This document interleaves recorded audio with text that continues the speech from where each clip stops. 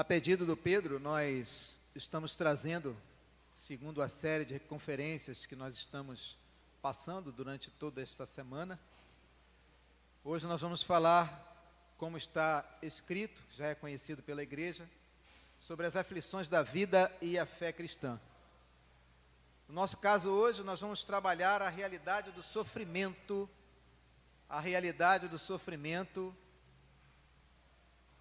de acordo como o sofrimento nasce.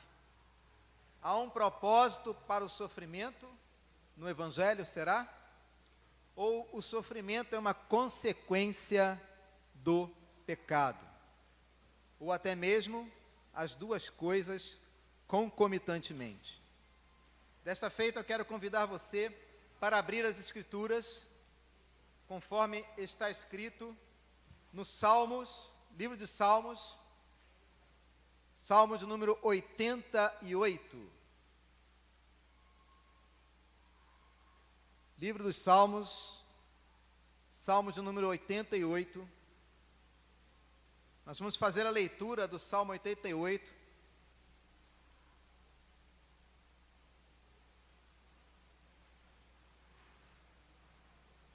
Dos versos 1 até o verso de número 18.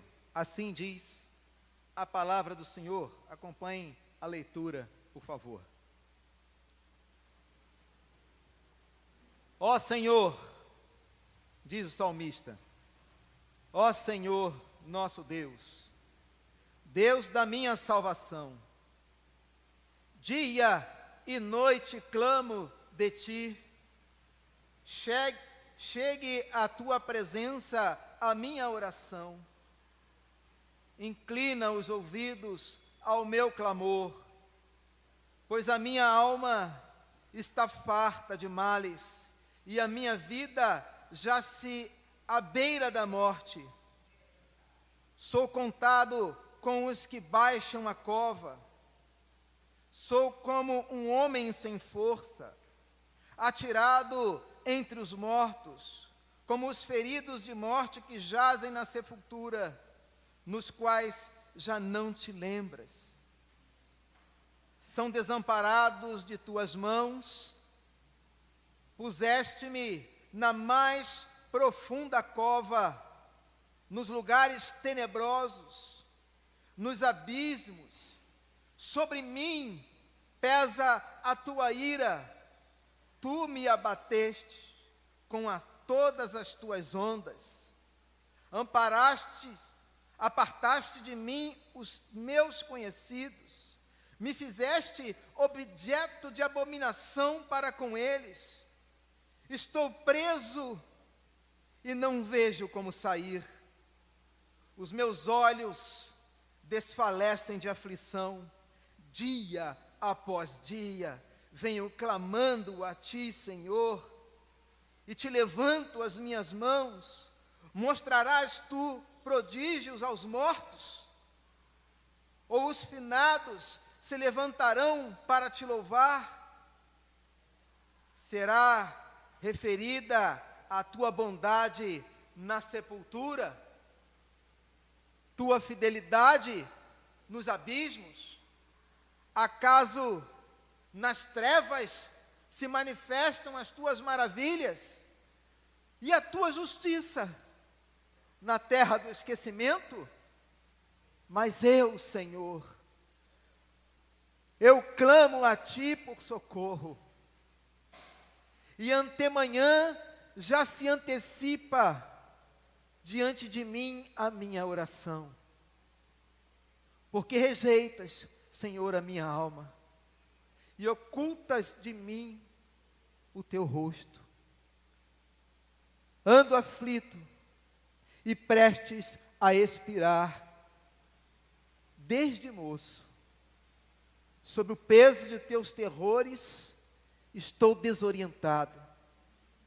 Só por sobre mim passaram as tuas iras, os teus terrores trazem a cabo de mim.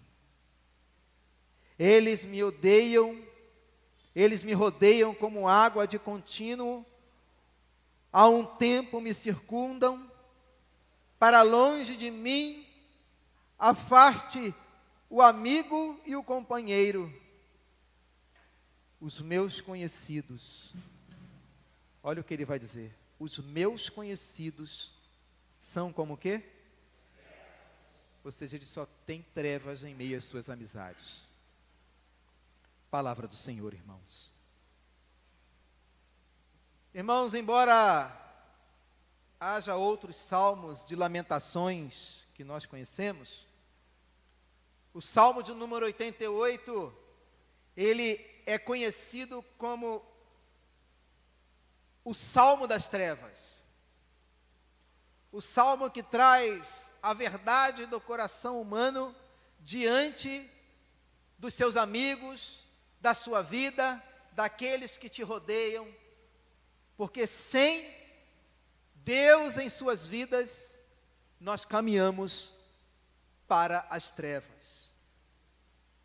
E pasme, segundo o autor do Salmo, embora haja outros salmos de lamentações que nós conhecemos, este é chamado de Salmo das Trevas. É o único salmo que recebe esse nome, o Salmo das Trevas, porque o autor se mostra como alguém que se encontra cercado de trevas e não há quem o ajude.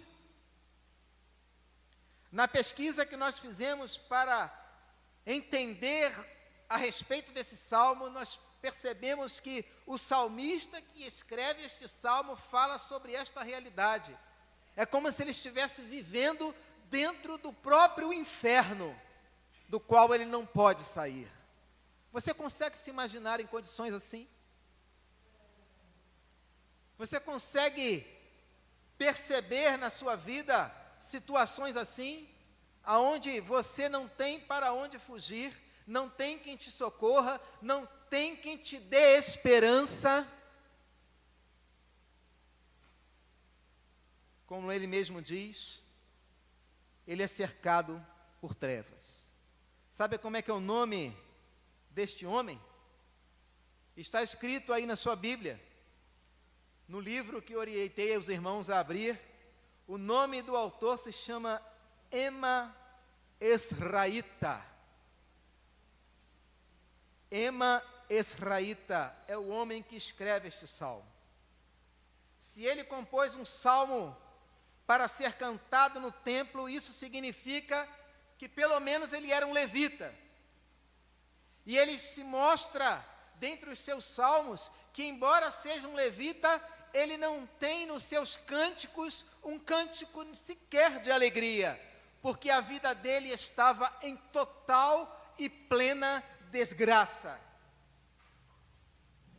Uma desgraça da qual ele não tinha remédio, ou seja, não havia cura para o que ele estava vivendo. Não havia condições, sendo ele alguém que veio de dentro da casa do Senhor e trabalhava com cânticos. Quais eram as pessoas que faziam isso? Eram os levitas. Imagina ele, diante de todos os levitas, cumprindo, vendo os seus irmãos na fé, cumprindo aquilo para o que eles foram chamados. Eles foram chamados para cantar para o Senhor. Eles foram chamados para trazer alegria ao coração do Senhor. Mas Ema Esraíta não podia fazer isso. Embora fosse recebido por ele o mesmo chamado, ele estava impossibilitado por causa da sua condição. Sabe as palavras que ele falava a respeito de Salomão, como está lá em 1º livro de Reis, no capítulo 4, versículo 31. É conhecido como uma das pessoas mais sábias de Israel. Ema Esraíta era uma das pessoas mais sapientes do próprio Israel. Como um levita, ele não podia cantar. Como sábio que era, ele não poderia falar sobre sua sabedoria, porque a condição dele era vista pela sociedade onde ele estava como alguém que havia sido amaldiçoado por Deus. Mas em nenhum momento do texto isso é afirmado. Em nenhum momento do texto é afirmado que Deus se esqueceu dele. Deus apenas silenciou-se dele. Não se pronunciou nada a respeito dele, por isso ele pega e, inspirado em seu coração pela sua dor, ele compôs um salmo para ser cantado no templo, significando o fato de que ele, proibido de cantar no templo, ele cantava nas ruas de Jerusalém. Uma pessoa que enfrentava um terrível sofrimento, sem cura, sem esperança. Aqui mesmo nós já temos um primeiro ponto para o que nós chamamos de a teologia do sofrimento. Sabe por quê? Quando é que o sofrimento entrou no mundo? Oi? Com o pecado. E quem foi que fez que o pecado acontecesse? Satanás. Mas eles tinham outra opção? Tinham, a melhor de todas: obedecer ao Senhor. Todas as mazelas que existem no mundo, elas existem porque o pecado entrou no mundo. E com o pecado, a morte. E é interessante que a morte nesse texto, ela não se mostra apenas como uma figura de linguagem, ela se mostra como uma pessoa, como alguém que inferniza Ema Israíta a vida inteira. Ele tem um dom, um dos dons mais incríveis a se usar dentro do templo, mas ele não pode usar, porque ele é visto pelos seus contemporâneos como alguém que foi esquecido por Deus, largado por Deus, alguém a quem Deus não curou, não transformou, alguém a quem recebeu a seguinte sentença: você nasceu neste mundo para, desde o momento em que você nasceu até o momento em que você vai morrer, você só viverá em trevas, em lamúrias e em dor. Qualquer relação com Jó não é mera coincidência, mas este homem, Ema Israíta, sofreu antes de Jó. E o que é escrito sobre ele é somente o que nós lemos aqui nesta oportunidade. Um cântico aonde ele pede socorro, mas não há quem lhe responda. Você já sofreu algo assim na sua vida? Em que você quer se ver livre de tais realidades e elas não vão embora? Tudo o que você quer num momento como esse são pessoas que te amam por perto, pessoas que queiram e vir naturalmente a sua presença para trazer alívio à sua vida. Quantas pessoas estão sorrindo em meio às dores, em meio às tragédias, porque elas não podem se livrar dessas coisas. O autor não conhece inteiramente a causa do sofrimento de Ema Israíta, mas como ele gostava de cantar, possivelmente ele era considerado como alguém que trabalhava no templo e trabalhava com música. E alguém que trabalhava no templo com música era um levita. E para um levita ser impedido de cantar no templo, era o mesmo que morrer. Era o mesmo que abrir mão de sua vida. O que é que você tem com você hoje de mais precioso? Pense em perder isso e não ter mais. Ema Israíta perdeu tudo. Perdeu exatamente tudo. Ema Israíta não diz qual é a sua enfermidade, mas segundo as doenças que existiam naquela época, eu passei metade da noite consultando essas doenças para que eu não cometesse nenhum erro. Ema Israíta tinha algo que Jó também possuía, não era a mesma dificuldade, mas a situação de ambos, em dificuldades diferentes, eram terríveis como era a de Jó. Lembrando que Ema Israíta viveu num período palestinense pouco conhecido, ainda em crescimento, próximo da época de Jó. Porque na época de Jó havia uma grande calamidade naquela região, que era uma região bastante grande, próxima de Ur, a região próxima de Ur, que chegava em seguida, antes de Ur dos Caldeus. Essa região era grande. A região em que Jó habitava era menor. Jó se viu naquela condição em que ele viveu, porém Ema Ezraíta viveu numa condição semelhante, uma condição que nós não podemos dizer qual é, mas era algo que tirava o seu fôlego de vida, tirava a sua vontade de viver, tirava dele tudo o que ele possuía, inclusive ele não podia estar próximo da sua família, ele não podia mais cantar no templo. Por quê? Porque a condição dele era uma doença que era contaminadora, ou seja, não podia chegar perto. Por isso todos entendem que a doença de Ema Ezraíta era justamente a lepra, pois os leprosos não podiam ficar no templo, os leprosos não podiam ter suas famílias por perto, os leprosos tinham que viver a amargura da sua enfermidade sem cura naquela época. O apóstolo Paulo afirma que Deus colocou nele uma condição semelhante. Saindo um pouquinho do Antigo Testamento, deixando ele esperando um pouquinho, vamos lá para o Novo Testamento, e nós vemos que há um homem no Novo Testamento que disse que teve uma situação semelhante, e essa situação semelhante foi colocada neste homem por Deus. Sabe como é o nome dele? Apóstolo Paulo. O apóstolo Paulo falava que ele tinha um espinho na carne, que impedia ele de uma série de situações, levava ele à humilhação, levava ele à função de ser humilhado pelas pessoas e abatia a sua saúde cada vez mais. Ele não tinha cura para a sua saúde.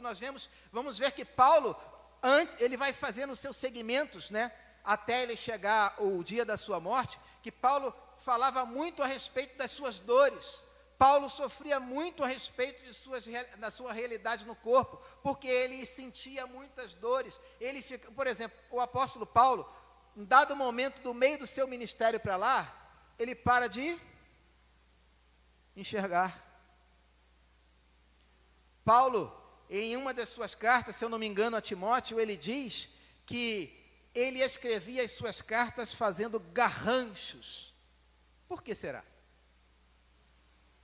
Se ele escrevesse de maneira que ele entendesse, ele leria, a não ser que ele não pudesse ler no tamanho da letra que ele escrevia. Então ele fazia letras enormes nos seus escritos, para que ele pudesse ver o que estava acontecendo ali. Essas afirmações eu faço, irmãos, porque a Teologia e Prática do Antigo Testamento é um livro antigo, fala sobre isso e nos prova tais realidades. O quebrantamento, a humilhação diante de Deus, a submissão diante de Deus e uma profunda dependência da graça de Deus também fez com que Ema Ezraíta sofresse desde a mocidade. Diz o texto que ele sofria desde a mocidade e o excluía da presença de seus amigos, pois ele fala no versículo 3 e versículo 4 do livro, ele diz que todos me abandonaram. Alguém já ficou dodói aí?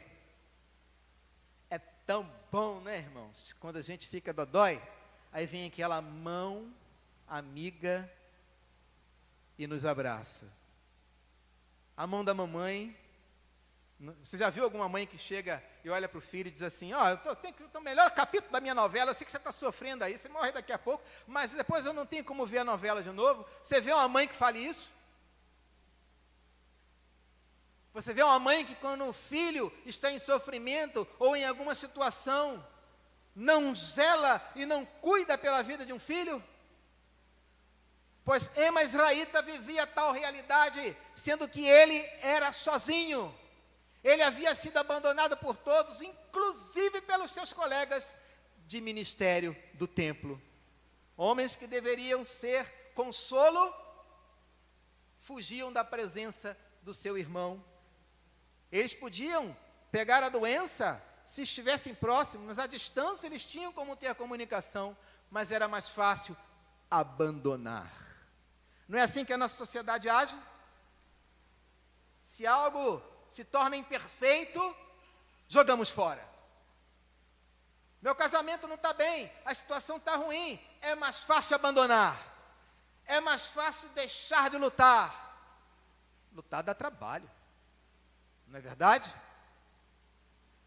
Depende do valor daquilo que você quer resgatar.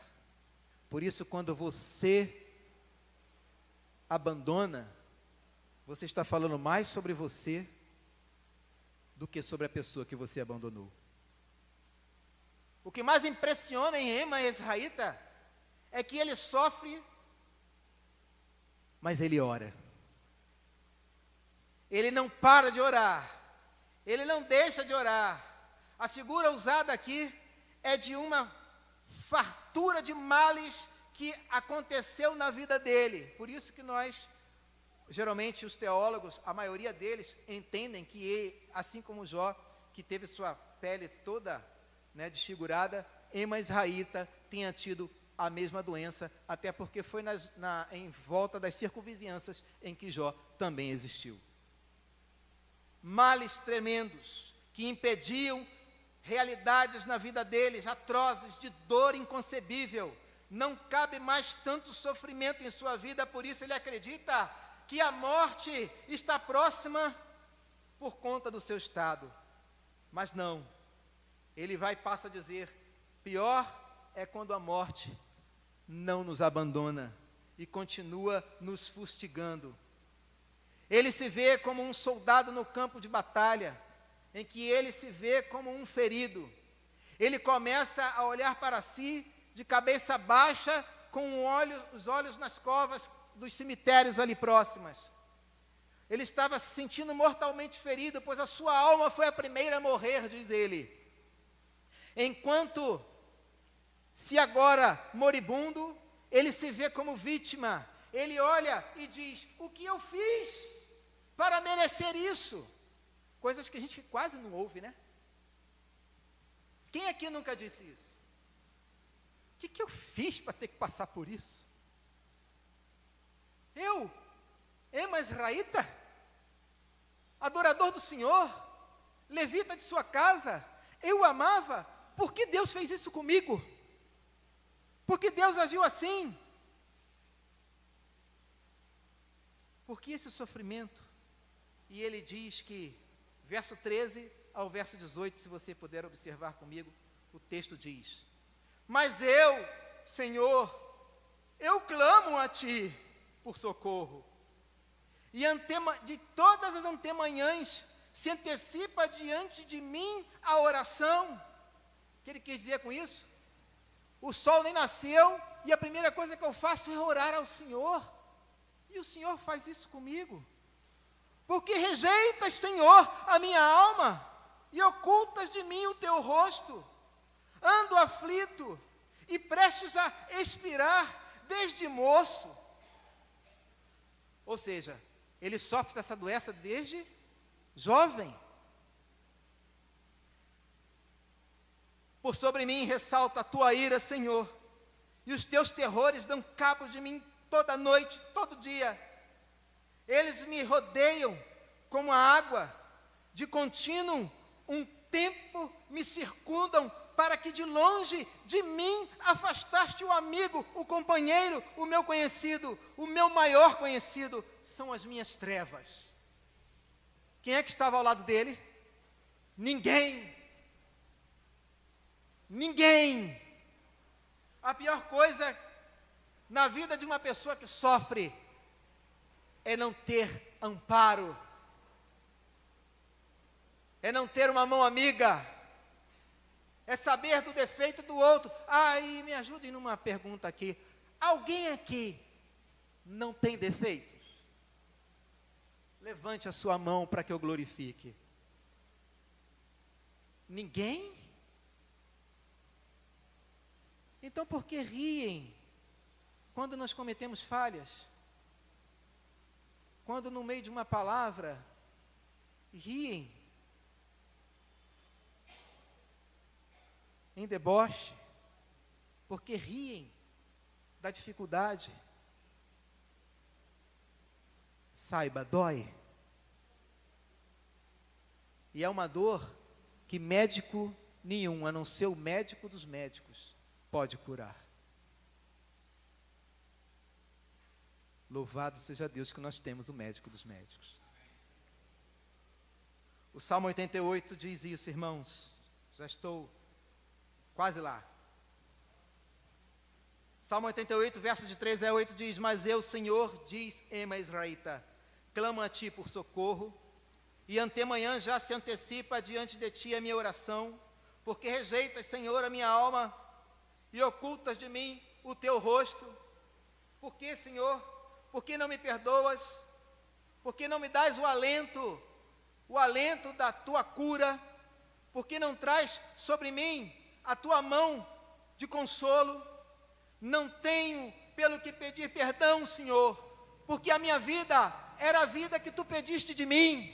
É isso que ele diz. Ele diz: eu cantei os Teus louvores, eu vivi a vida que me separaste pelo ventre da minha mãe. Ou seja, ele foi feito levita, mas ele havia sido consagrado desde o ventre de sua mãe, e tudo o que ele fez, do dia em que ele nasceu até o dia do seu opressor, tudo o que ele fez foi adorar, adorar, adorar. Mas não tinha ninguém para lhe dar um abraço, mas tinha muitas pessoas para chacotar de suas vidas. Ainda bem, louvado seja Deus, que crente não faz isso.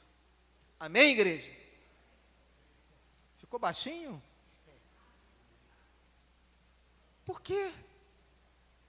Acho que vocês não entenderam. Ainda bem que crente não faz isso. Aleluia! Ou eu deveria dizer, ainda bem que tem crentes que não faz isso. Porque dói. Agora, crente para levantar. Deveriam existir crentes para levantar. Ou eu devo dizer, deveriam ter mais crentes para levantar. Porque você não sabe da dor do seu irmão, a menos que você vá sofrer com ele. Eu trabalhei num hospital, ali em Santa Maria, em Jacarepaguá, onde eu conheci uma ala de leprosos. Eu tinha que me vestir todo, porque fazia parte, eu me formei em psicanálise, já falei isso para algumas pessoas, e naquela época era necessário aprender algumas coisas lá, no Hospital Santa Maria. Eu digo para você que é um hospital que eu oro por eles até hoje, mesmo que eu não conheça as pessoas que estão lá. E havia uma ala de leprosos. Se você nunca viu uma ala de leprosos, eu peço a Deus que você ore pela vida deles.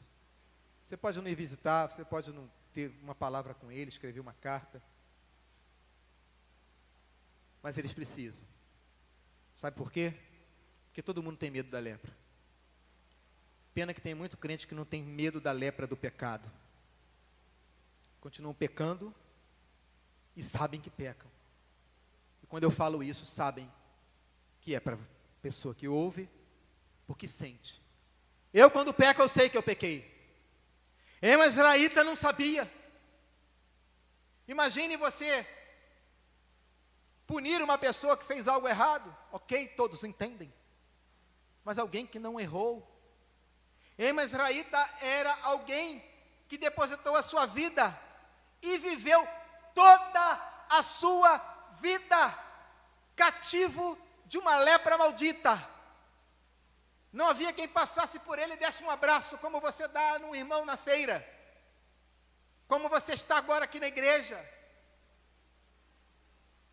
É isso que acontecia com Ema Israelita, mas tudo o que ele fez, mesmo com a pouca condição que ele possuía de poder adorar ao Senhor apenas com a sua vida, já que ele não podia cantar, já que ele não podia sair em vigilância de oração, ele entrega aquilo que ele tinha de maior. A lepra acabou com a sua vida, com Ema Ismaelita, mas não conseguiu destruir o seu coração. Tem muita gente com o coração cheio de lepra nos dias de hoje, e muita gente com um coração enorme, porém vazio.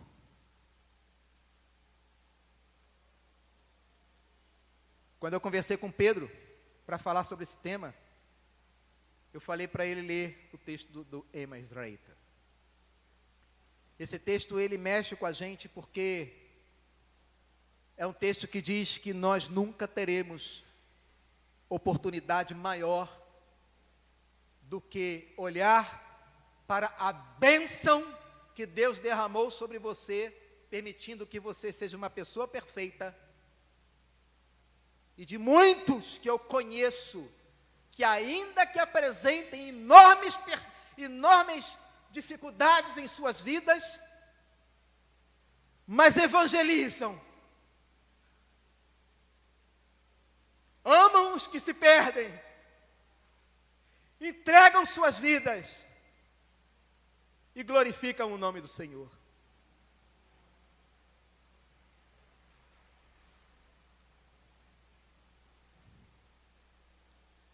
Só existe uma coisa que pode fazer a diferença em tudo isso.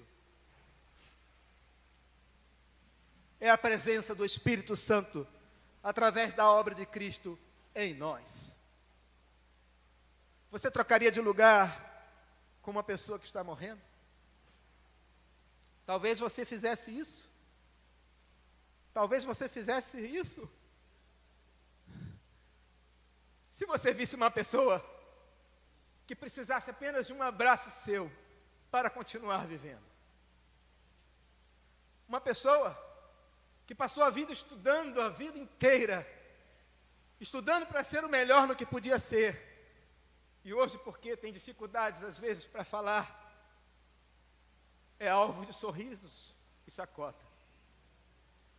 Pessoas que hoje estão ao seu lado, estão ensinando você a dor do que está faltando. Está faltando algo em você hoje? O que falta na sua vida hoje? O que está faltando na sua vida hoje, você sabe o que está faltando.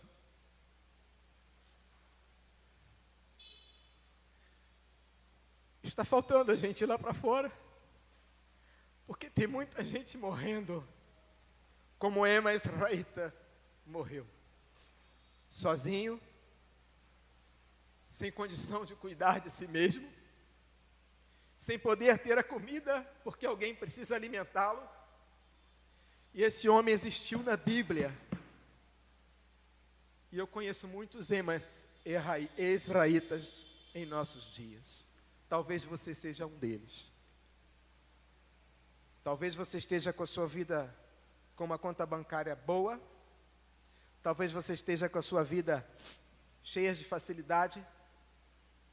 Mas quando você não sabe mais chorar a dor do seu próximo, você tem uma lepra. Cuidado, ela pode ser incurável. Não deixe que isso aconteça com você. Perceba qual é a importância do Evangelho na nossa vida. Só eu sei da minha dor e talvez só você saiba da sua. Mas eu sei o que me custou chegar até um púlpito da casa do Senhor. Ele olhar para mim e dizer: eu te chamei para levar as nações debaixo de dores. E me dói ver pessoas morrendo, porque irmãos amados não estão socorrendo elas. Finalizo com esse foco. O pecado não pegou Deus de surpresa. Repita comigo. O pecado não pegou Deus de surpresa. Se você tem uma Bíblia na mão, eu não preciso te dizer por quê. Sim ou não? Eu louvo a Deus, louvo pela vida do Pedro, louvo pela sua vida, porque hoje nós tivemos a chance de perceber que ainda há muito o que fazer. Contem comigo. Eu ainda não sou um ema israelita, mas eu tenho meus defeitos. Eu espero que vocês me aceitem assim. Amém? Que Deus nos abençoe, nos guarde, porque a lição você recebeu, mas eu recebi essa semana. E dói ver quando nós vemos para a igreja e perdemos tempo dentro da igreja, em vez de ganhar tempo aprendendo a palavra de Deus. Que Deus nos abençoe. Onde está o meu amigo?